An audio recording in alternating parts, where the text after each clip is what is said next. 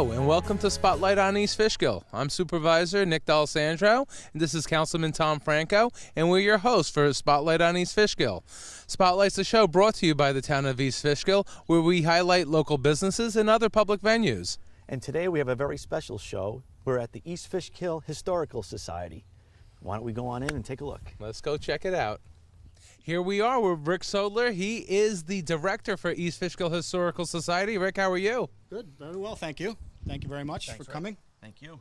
Thanks for being here. So, Rick, you're going to be our guide today? I'm going to be your guide today. Okay, tell us where we are then. Well, you are at the Brinkerhoff House historic site. The house that we're standing next to right now is the original section of the house built around 1750 to 1755 by John G. Brinkerhoff, who was a captain in one of the local militias. And as we go inside, I'll show you this part of the house. There was one room and a sleeping area upstairs. So this would have been the original front door of the house. Wow. And look at the foundation. You could tell. It's all by hand, huh? Yeah. Yes, it is. Excellent. Let's go take a look inside. So here we are inside. So, Rick, where are we? We are in the original section of the house dating from 1750 to 1755. Wow.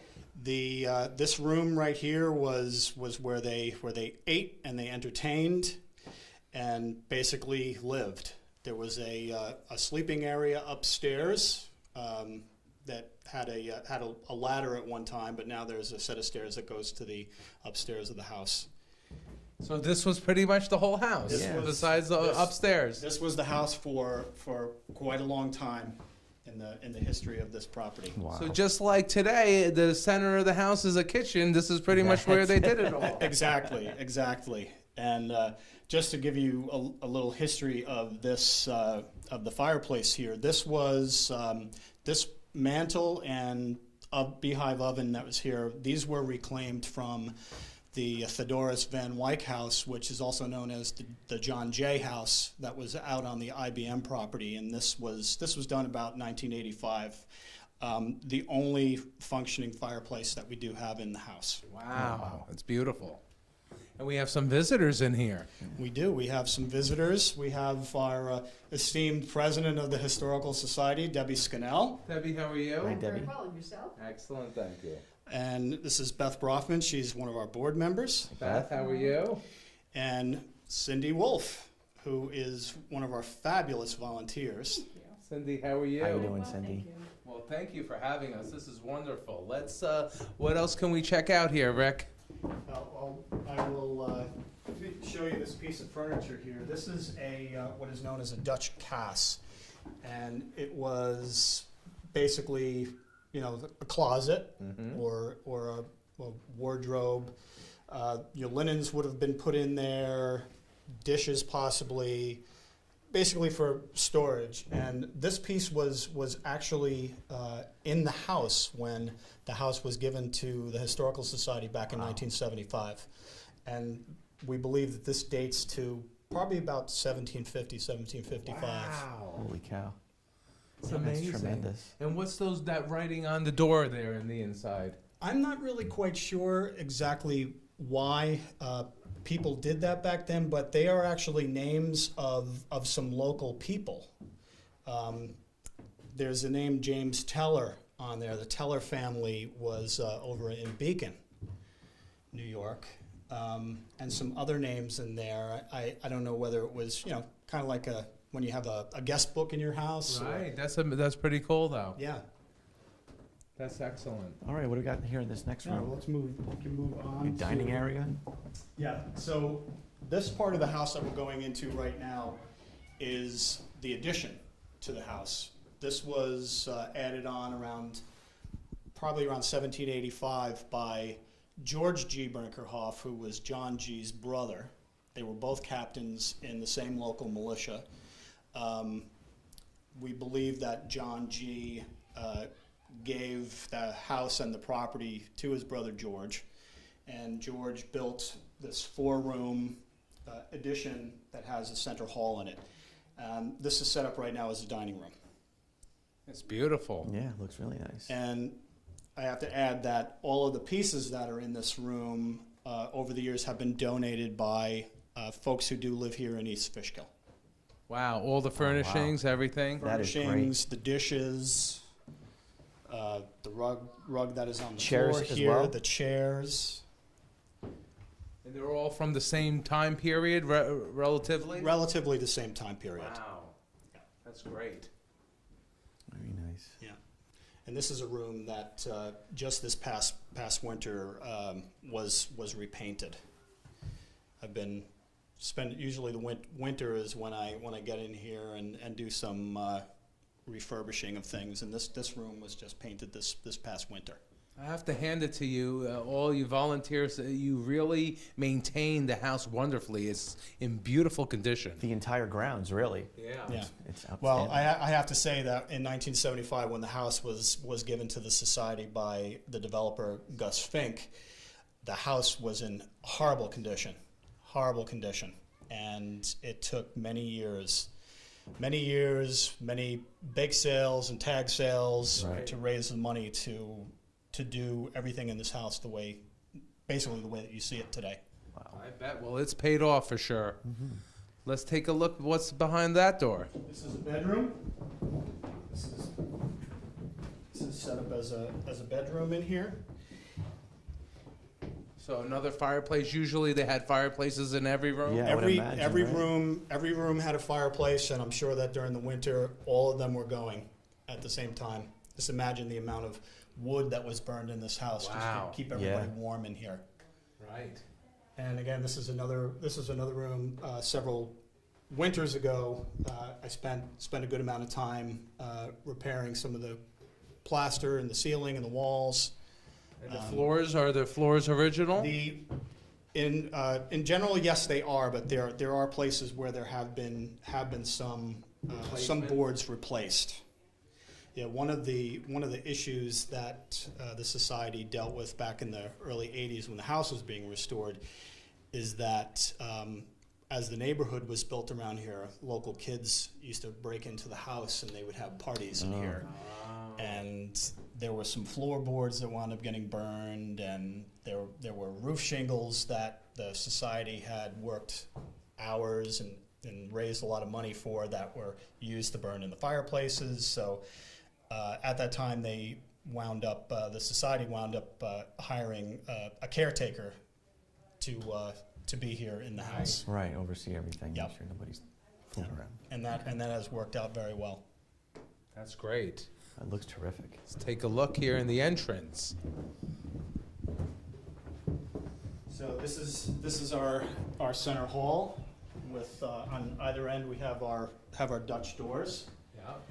which And all this millwork is original? It's beautiful. yes it is. Yeah, all of this is original millwork in here. Really beautiful. Yeah, it was one of those things that I believe was I don't know what reason that it survived like that. As I said, I mean the house was in pretty bad shape, and it took many years to get it to look like this. But I was going to show you the Dutch doors here. What they would do is they would keep the bottom closed so that your animals, your farm animals or even wild animals would not come into the house. This would stay open, and the other one would be open as well for cross ventilation coming through. Keep it cool in the summer. Keep it cool in the summer. And I have to say that it is pretty surprising to me that this house does stay relatively cool when all of the doors and windows are closed in the summertime. Really? Yep. Wow. Yep. The one of the fun stories that I heard about this hallway is that when the Palins lived in this house, in the I believe it was up until about 1920, the Palins were here, but I think it was around 1900. Louise Palin, who was a young girl at the time, did an interview with the society back in probably the late 70s. And she talked about how they would clear the furniture out of this space, and they used to have dances in this room when the family would come and visit. That was fun. Yeah. Yeah, and I'm always amazed by that. that they That's pretty neat. would have enough room in the space to be able to do that. That's great. This room is a work in progress. We in the future we're looking to turn this into a museum room. Oh yeah, you can see that. You got the. We do have under the glass. yeah, like we that. do have some of our display cases set up in here. These are items. The left case here are items that were acquired from a dig that was done out at one of the Van Wyck homes on the IBM property back in the 80s, and I believe a lot of these came from the privy, which, if folks don't know what a privy is, basically the outhouse, the bathroom. Back then, it was a dumping ground for everything that you wanted to get rid of, and say if one of the kids broke something and didn't want their parents to find out about it, they would throw it down into the privy, and they would never talk about it. All right, kids, don't throw anything in the privy today. We'll find out. And this other case here is these are items that belong to Richard Van Wyck, who was in one of the local New York State regiments during the Civil War. These items were donated by his granddaughter. We have his pocket journal and his roll-up writing desk, and some of the other items. The canteen belonged to him. He was at Gettysburg, Oh wow. and Wow. and some other items here that belong to parts of the Van Wyck family. Stringham's Mill that used to be out in Fishkill Plains. Right. Yep. Fishkill Plains, yeah. Yep, Fishkill Plains. So we have some the boxes from when they used to manufacture flour out there. That's excellent. So what would have this room originally been for? This room was probably a parlor. It was probably for entertaining. Gotcha. Okay. Not 100% sure, but we believe that that's probably what this room was for. Excellent. And the door, the locks on the door, everything is original. Is beautiful. I'm not quite sure whether these locks are original or not. They're probably not. I think there was a lot of hardware that was either missing or broken. Oh, or Broken stolen on, maybe. or stolen. Right. Right. So back What else here, do we have? So this is this is our research library. We have local books that have family information in here. It's also used as an office right now. We have a lot of local books, a lot of local family books. One of them that is pull this out. This is Wow. This is a family Bible wow, look at that. It's That- beautiful. Wow. that is cool. that belonged to Phoebe Van Wyck, and I believe that this Bible is dated, I think probably about 1854. Wow, look at that. Yeah, and this again, this was a donation from a family member Wow, that's Many- something to have. many Yeah, years that is- ago. that's We nice. have a couple of other Bibles in here as well. And this millwork is original too. This millwork is not original. Okay. This was, I believe that this was all done back in the 90s, and it was part of the money that was used for this was a donation by a gentleman named Elwood Macy. Oh, yeah, I saw that memorial. Some people may remember the Macys. Right. I believe he was a member of the local fire department, and he was a longtime member of the society. And I believe that this was, I think that this was, the money was donated in his name when he passed away. Gotcha. So it was used to put together this research library. Well, they kept the same motif and everything. Yes. Original hi-hats. Similar. Yeah. Well, no, the Yeah. millwork. No, the hi-hat lights. millwork is beautiful. So how long has the Historical Society been in existence, the East Fishkill They Historical have, Society? 1960, it was founded. Mhm. No place of their own. Right. Basically, the meetings were held in people's houses, and the society was chartered, I think, in 62 or 63, and then it was we were given the absolute charter in 1966. So and that charter was given by the state education department. Okay. So we are registered as a 501(c), Mm-hmm. non-for-profit. And what got you started into the Historical Society? Well, I've always had a huge love of history, and I have photos of it as a child dressed similar like this. When my wife and I moved here to East Fishkill about 20 years ago, we bought a house in this neighborhood, and it was one of the first things that we did was we became members of the Historical Society. Wow, and that's great. we've gotten involved in the events.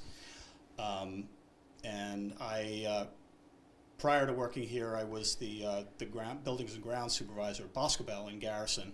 Oh, beautiful. When my children were all in school, my wife and I decided that one of us needed to be home, get them on the bus, get them off the bus, schlep them around from here to there, soccer. I mean, you guys have children, you know what it's like. Yes, we do. And my wife is a teacher down in Westchester, and she's the one with the pension. Right. So we decided that it was me, and it just happened that they were looking for somebody to take care of the property, and like I said, I walk to work. It's a fabulous commute. Right. Yeah, It's a fabulous commute. So when you were looking for a home and you passed this, she couldn't. Yeah, she you can't lost. pass this. Yeah. Now, well, it's really interesting. I mean, we had been looking for a house for quite a long time, and then the house that we currently live in, I found in the Penny Saver, and we came to look at it, and she was like, "I want this house." So I always look at it as a little divine intervention. Yes, absolutely. Absolutely. Very That's good, terrific. Rick. And I just I've always wanted to live in an old house, and I've kind of got the best of both worlds here. Good for I you. get to take care of this fabulous place and work with the fabulous people that are here that are members of the society, and it's a win-win. All Yeah, right. we're truly blessed here in Yeah, East Fishkill. This is great. So what else do we have Yeah, back let's here? keep looking around. Can go. I'll show you which was the second and final edition of the house. When this addition was built, the Pudney family lived here. They purchased the property from the estate of George D. Brinkerhoff in 1814, and they lived here from 1814 to 1875. And they built this addition probably about 1830. And this part that I'll take you to is called the summer kitchen, and it's at the very, very far end of the house. And so during the summer, they would cook their meals on this side of the house, away from all of the other living space. So the reason being, That it's because the heat. the heat, right? And everything else in here, the windows could be opened for ventilation, and we also have this another beehive oven. This is actually an original beehive oven to the house, and the cover on this was manufactured in Fishkill Landing, Oh, look at that. which is now Beacon. That's great. You think you can cook a pizza in there? We can try. Yeah. Most old homes had summer kitchens for the simple purpose of keeping the houses cooler. Otherwise, if you're cooking in your normal kitchen, which you benefit from in the winter, Right. heating the house, in the summer it gets really too hot for the house. So most old homes all had summer kitchens. Makes perfect sense, right, Right. Debbie? Yes. Mm-hmm. Yeah, and sometimes they were also detached from the house. Yeah. This one just happened to be connected to the house. And one last really neat feature in this room is an indoor cistern. This would collect water. Wow. We're not really quite sure how the water was collected. It may have come off the roof of the house. But it was, this was where they were able to send a bucket down and collect water for their cooking. Wow, very It's interesting. the only one that I've ever seen. It's amazing. Yeah, very nice. Yeah, we are extremely fortunate to in this town and in this county to have this place, and I have to say a lot of the thanks for that goes to you folks in the town. You have been huge supporters of us over the years, and we really appreciate that. Well, it's a great asset to the town. People really enjoy it. I know you guys do a lot of work with the schools as well. Yes, So it's yeah. very important. Yeah, and we're looking to do more of that going down the road. Coming up with some interesting events to do. We have our Strawberry Festival that we do in the beginning of June, which this past Strawberry Festival is amazing. I know, Nick, you came with your family. Yeah, it was excellent. It was a really great day, and we were just overwhelmed by the amount of people from the community that came. It was, I believe, we had about over 300 people come that day. Yeah, it was a great. huge success that day. Yeah, it was really, really great. And again, I mean, big thanks to all of our volunteers and our board here, and thank you to the town for being very supportive of us over the years. Well, it's important that we remain strong in our culture and to show generations, especially our young generation, who don't get a chance or don't know about how it was back then. And appreciate what we have now. Absolutely. Exactly. And one of my favorite events here is Christmas time. You do a nice open house, We all do. Christmas decorated. It's beautiful. Yeah, we do that. It's usually the first Sunday in December. And that's one of our signature events that we've been doing for many years here. And as I said, we're looking to do some other community events, some fundraising, just to get people here to see what is here. I mean, this house, I believe there are only two houses with the roof on this house is called a Dutch gambrel roof, and the only other house in town that I know of is the string that's out on 376 over in Fishkill Plains. That's all that's left. I believe so. Wow. Yeah, of this type of building. Construction, right. The construction, but there are other private owned homes from the time period that are still here in town, and we're very lucky to have them because they just tell a huge story of where this town came from. Excellent. That's great. Very nice. Well, take a look outside. See what else we have. That sounds good. Let's go.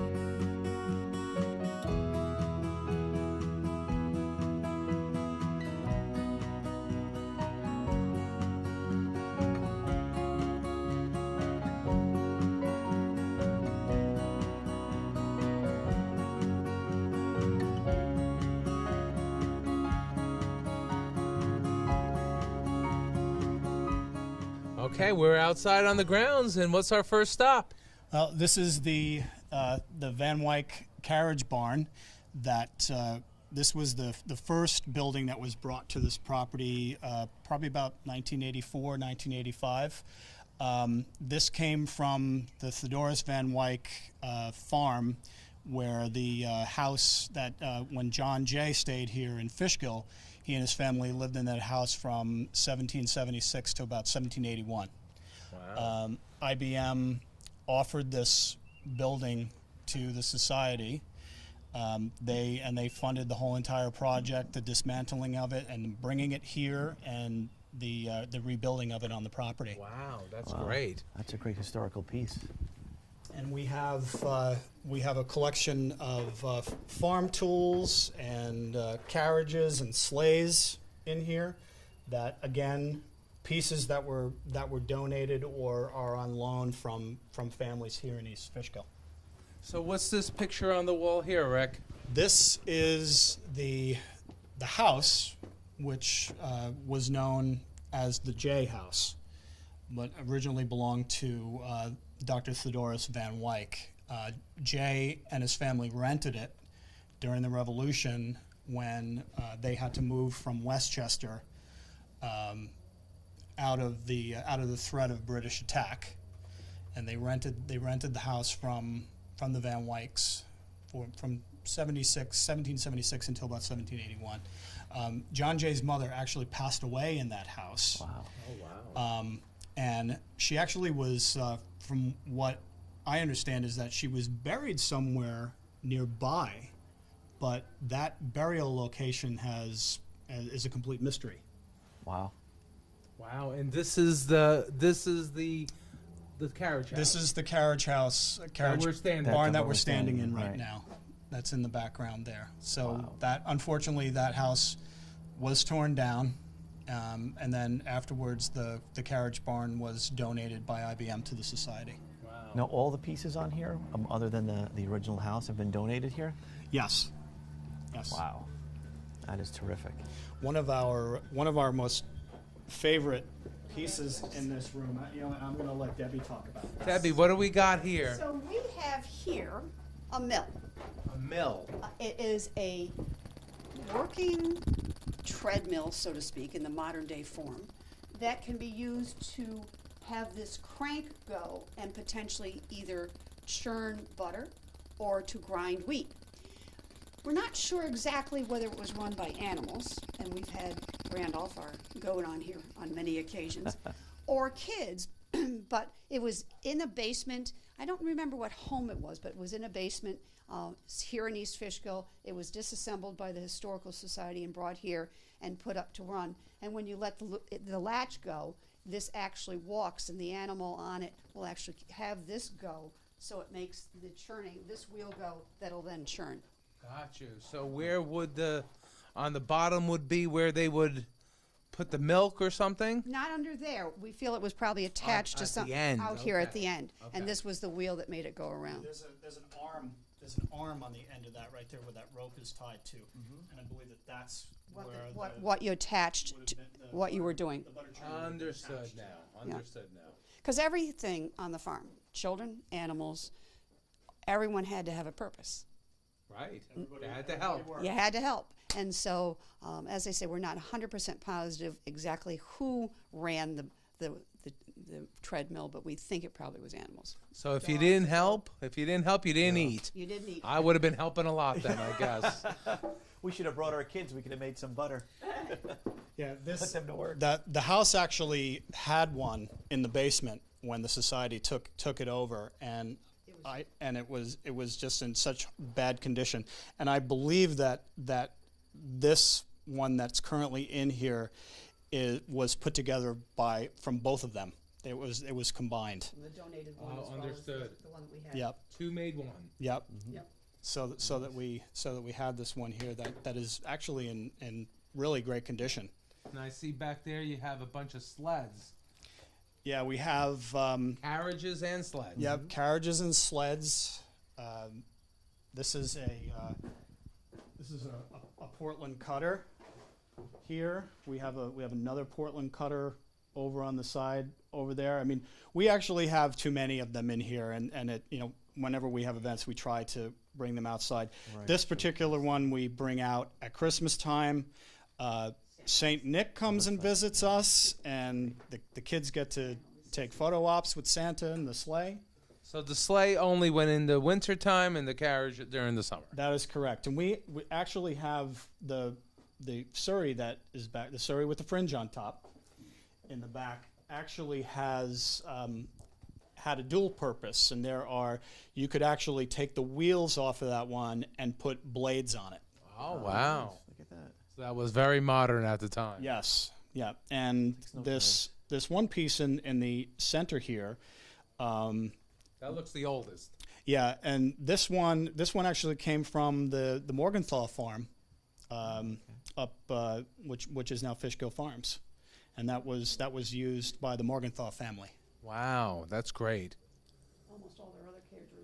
Almost all their other carriages were destroyed in their big fire they had there. So Yes, this, they had a big So- fire, so their this is- big barn, right? all their historical components, all their old carriages, everything that was in that barn was destroyed at that time of the fire. And a lot of historical documents. Yes. Mr. Morgenthau's father was Yes. with the FDR administration, correct? Yep. That's right. He and FDR spent a lot of time together on that farm and in Hyde Park. Wow. All right, let's go see what else we have. Excellent. Thank you.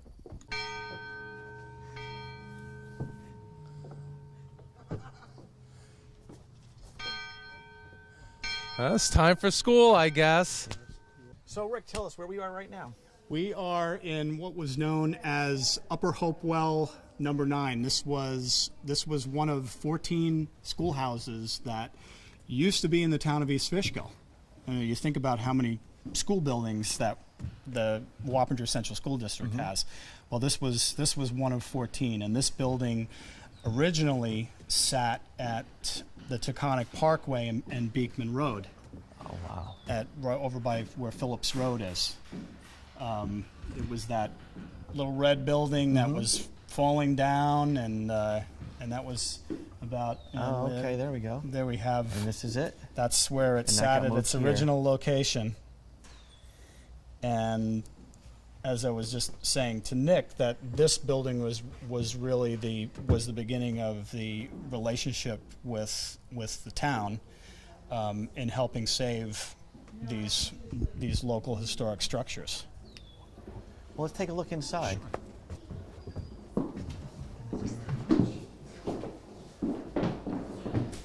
So school is in session. School is in session. School is in That's session, great. and we have some students who are in here. And this is how, I guess, it was all set up back in the day with the desks and Yeah, it would have been the desks on the outside were those were donations from folks in town. The middle desks, these are reproductions that were built by David Bushy, who has been a longtime member of the society. He's also currently our vice president of the board. And David is a retired school teacher, and he's a fabulous woodworker, and he built those desks. This is really wonderful. Yeah. This reminds me Beautiful. of Little House on the Prairie when you walk in. What I really like is Washington's rules. And I Yeah. think a lot of people would learn about this. Maybe we should put that on there. Think before you speak, number 1. Number 2, always speak the truth. Number 3, always do your best. And number 4, obey your father and mother. Yeah, I'm liking 2 and 4 there. I like them all, I think. Yeah, we have, there's some other interesting, there are also some other interesting rules on the wall here. These were punishments for students. And, if you look, and one is boys and girls playing together, you would get 4 lashes. 4 lashes. Wow. Fighting at school, 5 lashes. What's the 10? Playing at cards, Oh, playing Ooh. cards. gambling. Bill Green would not. He would have been got a lot of pretty laughs. hard. And the other one of 10 lashes for misbehaving to girls, Excellent. disrespecting girls. But it's really interesting. These were the punishments that teachers would do to students. Wow. And it's interesting to me when the kids from the local schools come in here and we read these to them, and their eyes are open wide, and they can't believe that students were treated that badly back then. But that's the way it was back then. That's the way it was. Wow. And how long was an average school day? I'm not really Similar to today, yeah, I would say it was similar. I mean, the local kids got up very, very early in the morning, and they had to work around the farm or the property, and then they went off to school. Most of them walked to school. I believe one of the reasons why there were so many schoolhouses in East Fishkill is that each schoolhouse was built, and the kids that lived within 3 miles of that particular schoolhouse, that's the schoolhouse they went to. Some of them were lucky to have their parents either take them by horse and carriage to school. And at one point when automobiles started to be around, I'm sure they were able to get rides to school. Right. But this school building was used from about 1826 to 1956. Wow.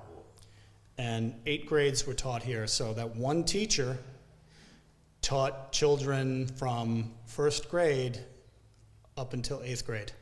Wow. And most kids, that was as far as they went. Right. And you were very lucky if there was a local high school to go to, which I believe the closest high school in those early days was Beacon. Wow. I believe it was a high school in Beacon. Am I correct about that, Debbie? I thought it was in the Oh, maybe. That may be. That may be. There was somebody, I know that when Mildred Pearson, who just passed away this past year at 101, I believe she was. Wow, 101. God bless. She went to school in this building, and I had read, I think it was when I read her obituary, that it said that after going to school here, that the kids used to take the train from Hopewell on the line down to Beacon to go to high school. Wow. Wow, look at that. And who do we have here today? Would you mind saying your names for me? Jade, Amelia, Neil. All right, they look great. Thanks for coming, guys. Did you guys do your homework? This is great. Yeah, the first day of vacation doing homework. I love it. So what are they learning today, Ms. Brofman? Cursive. They don't teach that anymore. No, they but don't back teach it in the anymore. day, That's right. they would have had That was to important. practice their penmanship on their slates. That's Wow. excellent. That is Excellent. great. Thank you, Beth. Thank you. You can actually see the little. Yeah, the little hands. They have cursive on the one side now.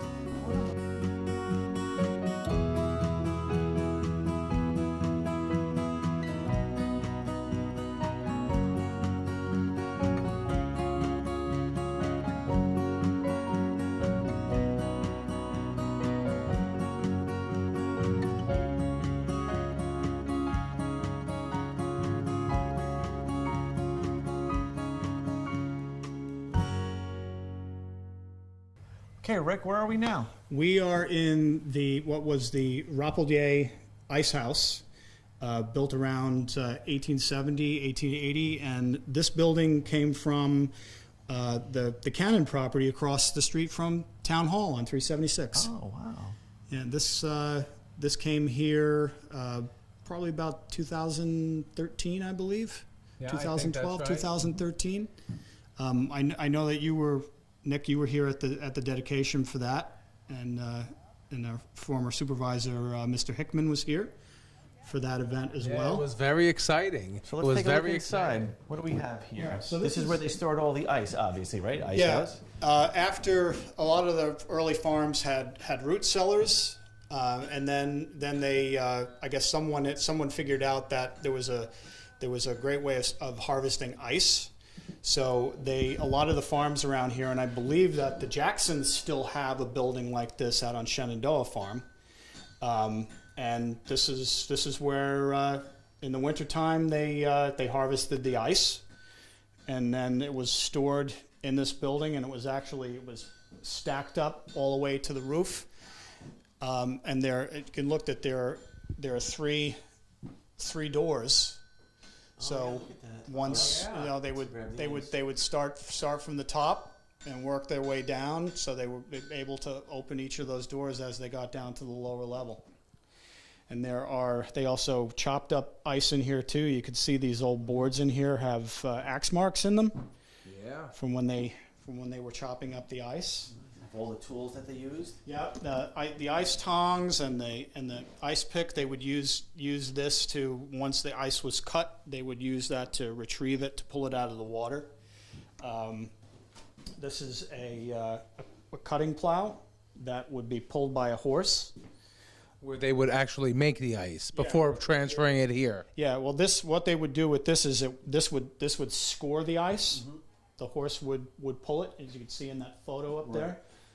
It would score the ice, and then they would the men would go out with these saws, and they would put them down and they would saw the ice, Wow. and then harvest it. And then bring it here. And bring it here or to any of the other farms or to the houses. There was, when they used to have a milkman, there was an iceman. The iceman cometh. Right, exactly. The iceman would deliver blocks of ice to you back then. And this was their refrigeration before electric refrigerators. All those wonderful modern conveniences that we have today. Yes. Again, we don't appreciate what we have today. Exactly. And this little window here, the building would have been insulated with sawdust, and the ice would stay in here probably up until about this time of the year, about late June, mid July. So you would be able to get ice up until the summertime, basically. You would be able to get it out of your ice house up until the summertime. Right.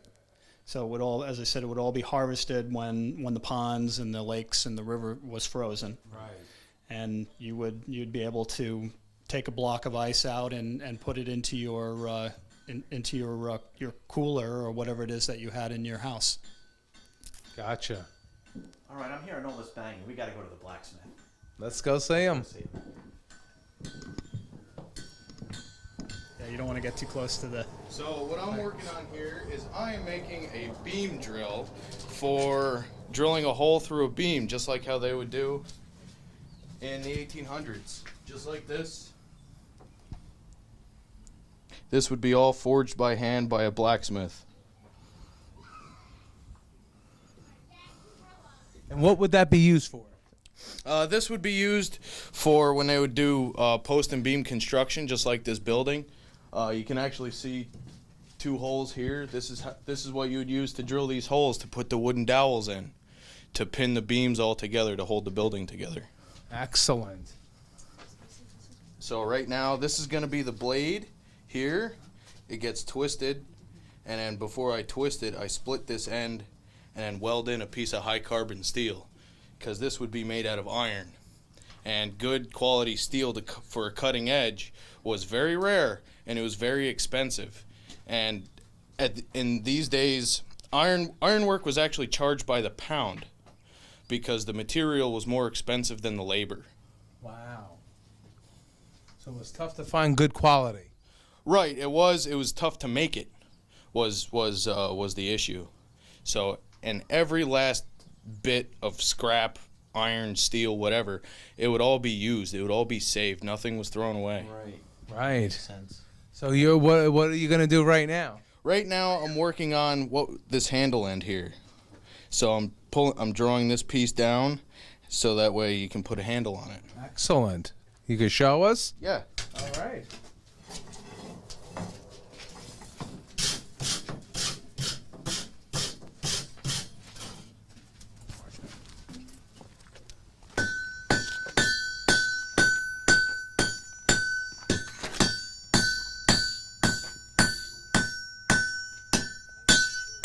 That is so cool.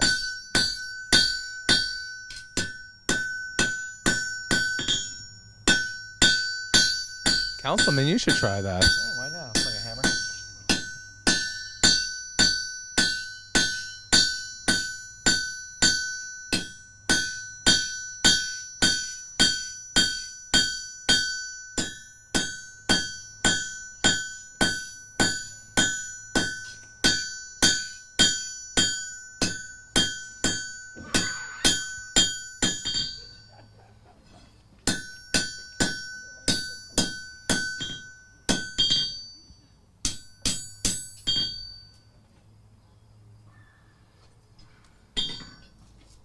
So this section here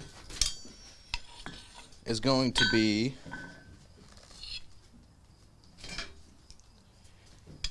this section up in here. Gotcha. Where the handle will go. Right. You'd take the handle and you make a mortise, a rectangular hole through here, and that slips up the end.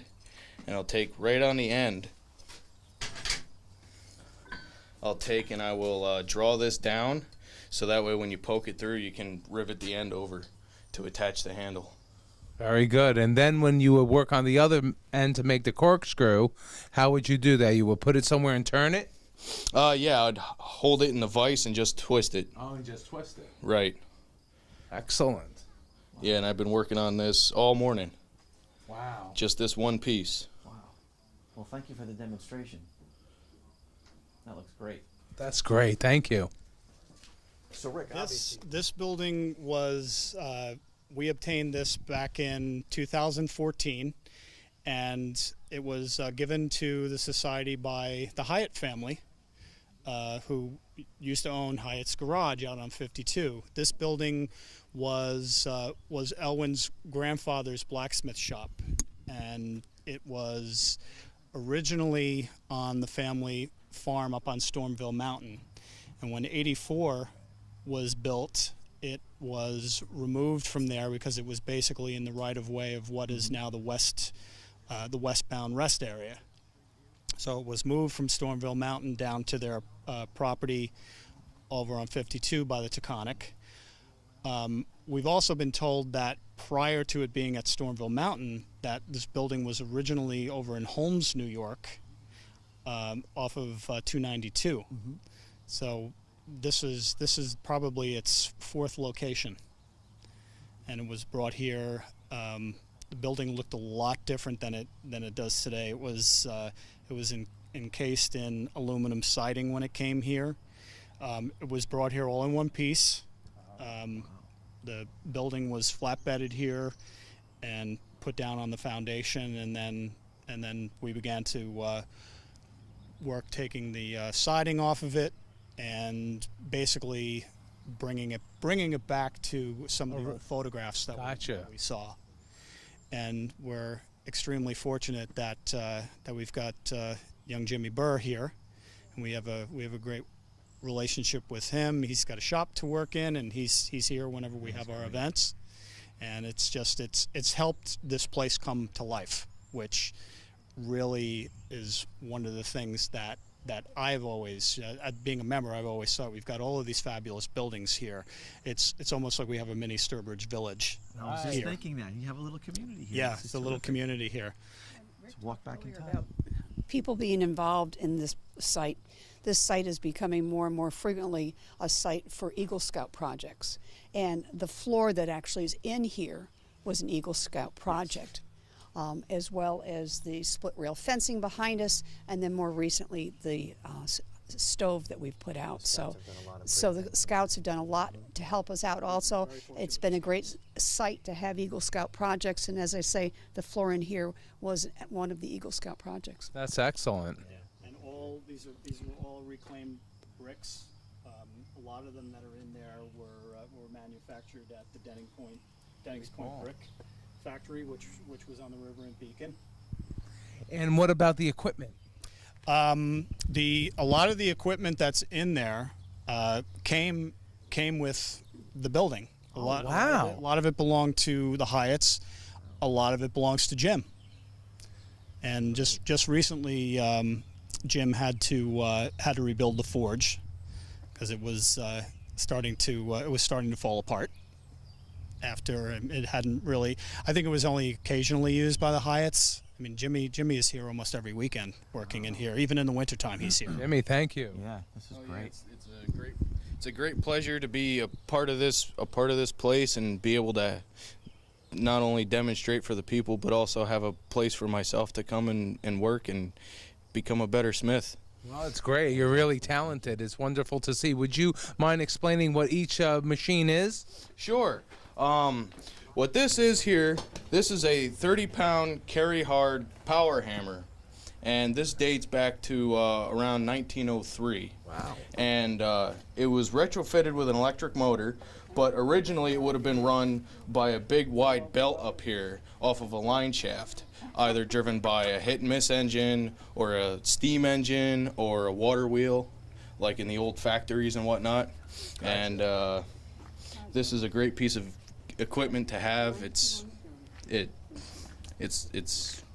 saves your arm, saves time. Right. It's wonderful. And then over here, this is a Otto and Kenny hand crank blower, and basically it's just a fan, and it blows air up underneath the forge pot to bring the fire up to temperature, which is around 2,800 degrees or so. wow. Yeah, when I'm forging the iron, I'm working it at around 2,300 degrees. How do you know how long to keep the piece of iron in the fire? Well, it kind of comes naturally. Over time, you just get used to it. It's like kind of like cooking and whatnot. Mm-hmm. So you get used to you know how long to cook your eggs. Recognize the glow. Exactly. You can tell by the temperature. Excellent. And you had to rebuild this forge? Yes, I had to rebuild it. The underneath was structure was made out of wood, and it was right next to the forge pot, the steel pot inside where you have the fire. Right. And it was burning away, so I tore the top off and rebuilt it all. Wow, that's great. I originally even put up this chimney here as well. That's excellent, Jimmy. Thank you. And then you got your vices and your anvils. Yeah, this anvil is what came here with the shop. This is I estimated around 200-pound Trenton anvil, and as far as the date goes, it's old, at least 100 years old. Wow.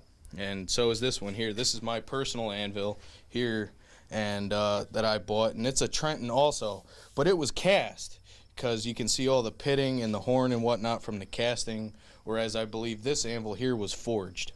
Gotcha. So this is a swage block.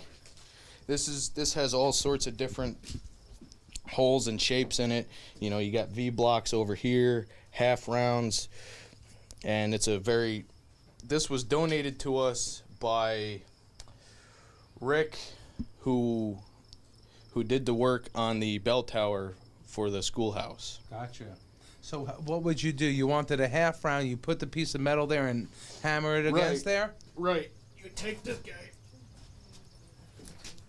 stand her up like that, put your bar in here, and then hammer it down in. Gotcha. For rounding it up.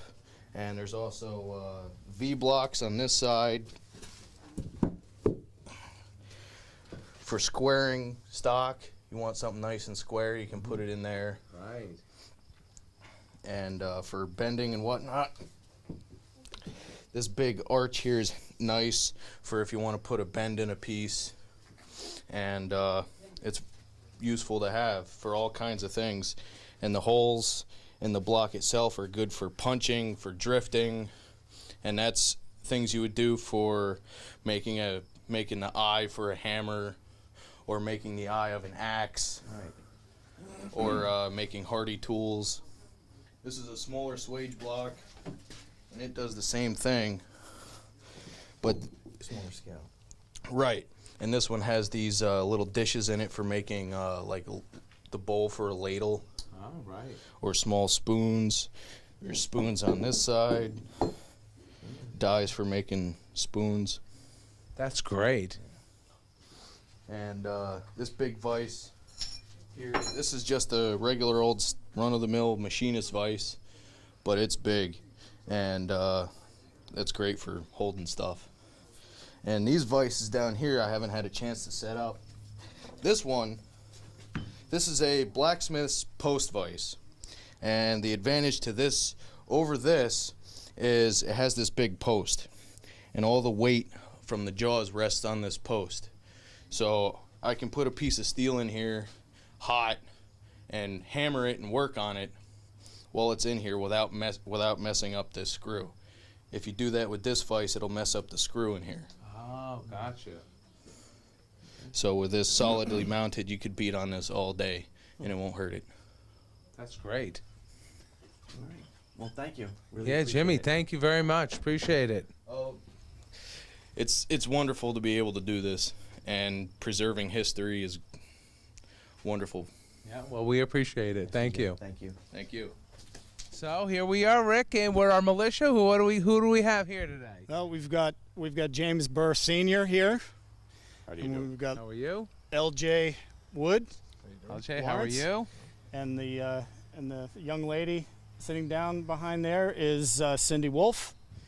My Hello, fiance, by the way. Yes. Oh, very nice. Congratulations. And the two of them are actually going to have their wedding ceremony here on the lawn next Oh, month. that is Wow, how exciting. We're getting married then?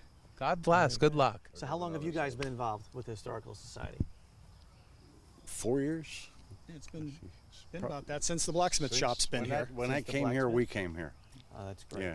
Now, we're all family. I don't know if you noticed Okay. that. Yeah. You know, the blacksmith. Yeah, This is his father. They Right. all are I'm family. will be his son-in-law. This is his daughter.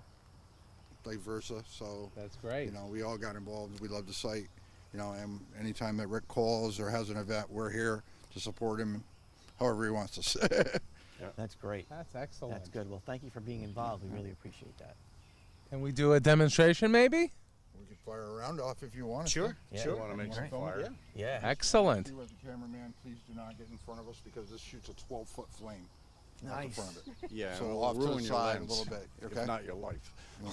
Take control, sir. Be like a Van Halen Okay. concert. Let's go. What we'll do is probably typical militia. We'll fire in that direction.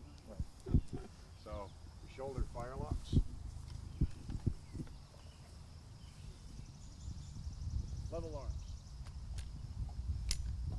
Open pan. Handle target.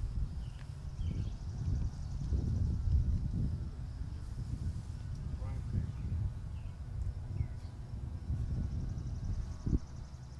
Shut pan. Pass the boat. Charge with cartridge.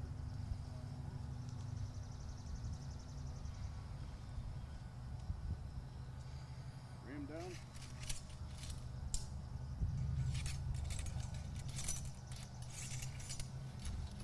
You learning, Councilman? Yes, I'm taking a picture. Return. Ram. Shoulder. Fire lock.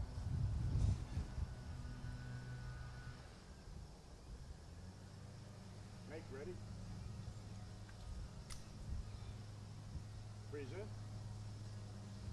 Fire. Cool. That was great. Shoulder. Fire lock. Order. Fire lock.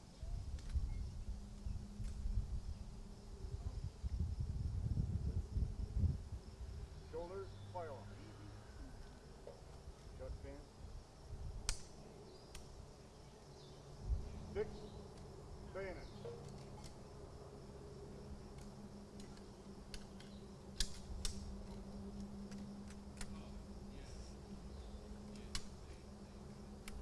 Need that at the town council meeting. Charge. Bayonet. And that's being town council. Shoulder. Charge. Bayonet. Huzzah!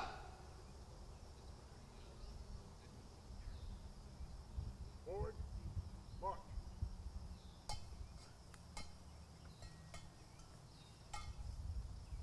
Take care. Hold. Shoulder. Fire. Right about. Turn.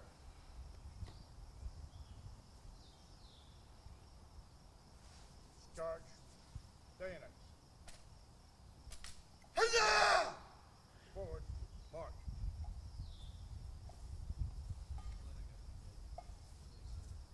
Take care. Hold. Shoulder. Fire off. Do right about. Turn. Unfix. Bayonet.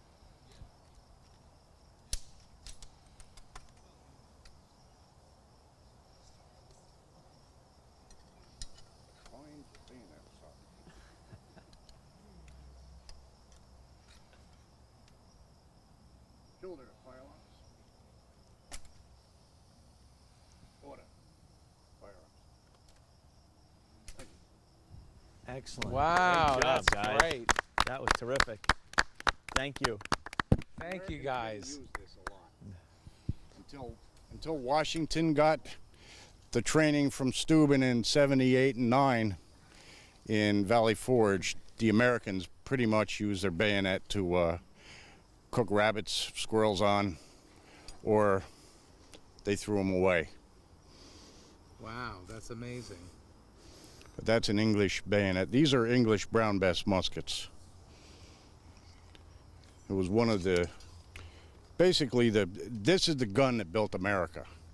This and copies of this made by American blacksmiths and gunsmiths, that was the Committee of Safety musket, which is almost an identical copy. There was a French musket called the Charleville, which was a lot sleeker, a lot easier to use. It was a smaller caliber. However, the whole mechanism of the Charleville was more reliable than the Brown Bess was. The French were also experts at bayonet warfare. And one proof of that is the 18-inch English bayonet they stood up against the 18-inch bayonet with a 12-inch bayonet. It may not seem like a lot, but you're cutting a half a foot off a distance from a 7-foot spear to almost a 6.5-foot spear. Right. At certain instances, that could be a determining factor of who won. But there wasn't a lot of firing. The engagements would probably take place between here and the last light pole down there, and they would fire in advance, and by the time they got to the schoolhouse, as a last volley, they would fix bayonets and go steel to steel. Gotcha. In the standard European type warfare, which Washington trained most of his troops to do that kind of fighting. I don't know about Was in you. the but European I see, line. you know, the best trained army in the world coming across the field in bayonets. I'm heading that way. Yeah, Because I don't want to get stuck. a lot of them did. A lot of them did. But the accuracy of the musket is one of the reasons they did all stand in a line, because a shot from here to the ice house, you'd be lucky if I could hit the door, and never twice in the same place. It's a smoothbore gun. It's a 1-ounce ball, 3/4 inch in diameter, and it's pretty efficient, but the more lead you throw in one direction, the more chance you have of taking somebody out. Right. There were rifle companies that were recruited and built together in Daniels Morgan's rifles out of Virginia, who recruited up here. And if you were a hunter that had a rifle, they recruited you, and they were actually recruiting your rifle. If you couldn't go, your rifle went. Gotcha. somebody I else would took it. seem so. That would seem right. Yeah. Wow. And it's Very interesting. it's like everything else in this area was loaned or forfeited to the cause. Not only patriots, but all of the Tory stuff, all of the people that were loyal to the king in this area, pretty much were ridden out of town if worse things didn't happen to them. Right. You know, the majority in New York wound up in Nova Scotia. Yep, Canada. No, we would portray local militia. You know, we'd be here local everyday folks. Maybe you see us. Maybe I was a schoolmaster or the resident blacksmith here. You know what I mean? They would have rang the church bell like you did earlier, and, you know, we would have grabbed what we had within minutes, hence the nickname Minuteman, and show up at a predetermined location to answer the threat, whether it be Tories or regular British Army. Yeah, and news traveled, well, by horseback fairly fast, within 4 or 5 hours between Danbury and here. Wow. You know, that the British had burned Danbury, say. And there was an alarm set in Fishkill at the supply depot that alarmed the troops. And, you know, there were several small entities of militia throughout Dutchess County, Putnam County, and you know, even across the river in Orange and Ulster County. At the time, Rockland County didn't exist. So you had Orange County militia, Ulster County, and they were all coming through here too. Basically, this Fishkill and East Fishkill was a main drag road between here, Danbury, and the New England states, which roughly follows Route 84 today. Wow. But they had that supply chain from the New England manufactories to the Hudson River, and a lot of the material that was made in the north went south as Washington and eventually Rochambeau from the French joined up and moved to Virginia. They moved a lot of French through here, you know, and they left quite a few behind too. Right. Yes, they did. Yeah. There was a lot of activity that during that time that went on through this town, and I mean, and this farm itself, probably, which was 213 acres, was was probably the food that was grown here was probably used at the supply depot and by the troops that came through here. And as I had said earlier, that both John G. Brinkerhoff and his brother George G., they were both captains in the 2nd Regiment of the Dutchess County Militia, which actually was their colonel, I believe, was Abraham Brinkerhoff, and their lieutenant colonel was Jacob Griffin, as you know about Griffin's Tavern. Right, yes. Yep. So everybody was connected around here in some way. On their part, by providing whatever they could, hence why, Rick has built this replica bread oven, like at Fishkill, they built 2,000 of them when the French entered the war, just so they could feed the French troops when they came through, so this is a great place to be. Yeah, they were turning 1,000 loaves of bread a day out of Fishkill. Wow, that's amazing. And that's a lot of ovens. That's a lot of work. But they wouldn't have been quite like this one. They would have been clay ovens back then, right? Something that they would have. The French built them. A lot of them. The French engineers came in and built some. Yeah. Yeah. So you had variations on a theme. There were some stone ovens, some clay, totally clay. Wow, that's terrific. Well, listen, you guys, thank you so much for this history lesson. I mean, this was tremendous. It was excellent. I mean, everything, all the volunteers, all the hard work you do, it really pays off. It's a wonderful site, and we're so happy and lucky that, we have it here in our town. Yes, thank Well, you. we thank you for doing this because now you let people know that we are here doing what we do and we can share our knowledge with them. Thank you.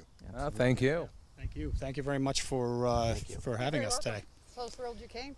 As I say, I think we're probably the only site in Dutchess County that has a mini Sturbridge Village on their historic site. That's terrific.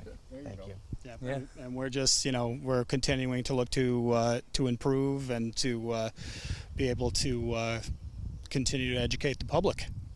And if anybody wants to find out information, Rick, on the site, there's a website. We do have a website at eastfishkillhistoricalsociety.org. We also have a Facebook page, which is Brinkerhoff House Historic Site, home of East Fishkill Historical Society. That's really the site where we have a lot of information on. And what's the exact address here?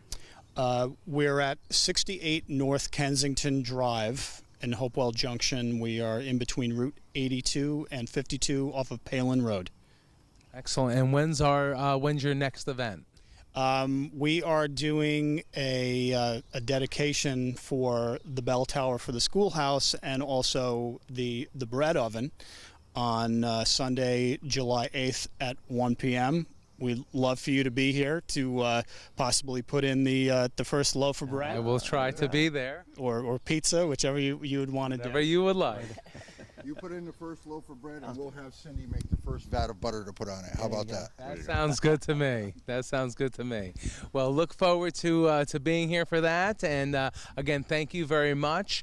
And also, I just want to remind everybody: can they donate if they go online? Is there a spot for them to mail in a check if they'd like to donate? There is on our website. We do have our membership form if they would like to become members or just to donate.